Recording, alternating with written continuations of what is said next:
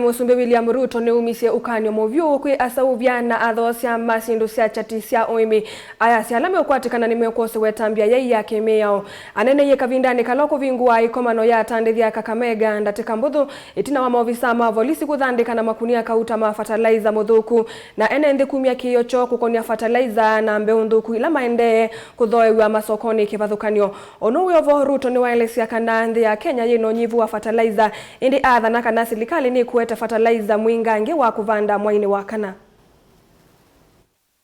Our USG salama sana. Oneni ya kauntini ya Kakamega Musumbe William Ruto ni umyokani muvyu atandithya Athoosya mongele muthanga uimi kana matambya mavyo kiimiao nimekwosewa atandithya. We are also going to make sure that those who sell fake seeds or fake fertilizer face the music that they deserve. Uyu kaitina uimi kwithia mokiliti kiyo cho kumana na utandithya na vala kwiyo mivuko mana monza ya vuu inakwatikana imbulani na mavyote na miao ya kusovya fertilizer. Just today, we have arrested some of the characters who want to take advantage of our fertilizer supply program, and we have already many more who are already facing court. Musumbe no wete kana serikali ne yumite kukitana na utandithya no kenda kuikithe kana kithito cha serikali ii kukwata mbau imikina tamba ikua. We must eliminate corruption.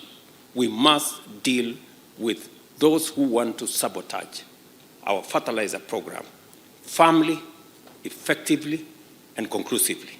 Jingi no wete kana kwa uyu kwena unyivu wavu na vula wikithi sienenze kana vo no kuweto Mbeu wa ivinda ya mbanda itavikite.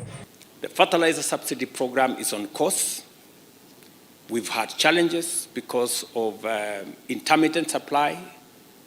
Fertilizer we were expecting early this month will be arriving I think by the 10th of April because of the challenges we have in the Red Sea.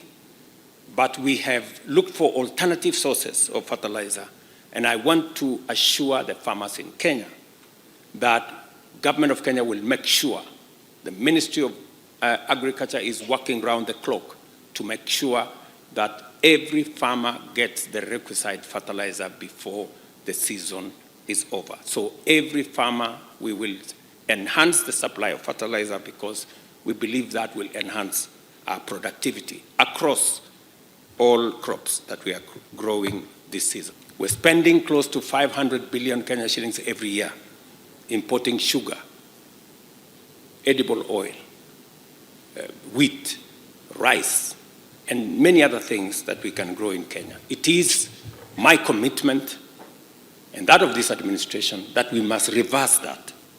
In fact, as Ambassador Whitman said, we should in fact be exporting, not importing. We cannot cry ourselves out of poverty. We must work ourselves out of poverty. I see it as an opportunity. Kuripota vlingwa mauvo nilina mosa. Muvyali na musangi ni kutumbanisya mauvota asutu isonga na Mbeu mutaiwa maundo maki uteti kwe President William Ruto karisa nzai ni wakulia ene Nthuku kwate ya vanene uimi kavindani ka serikali the tienga lama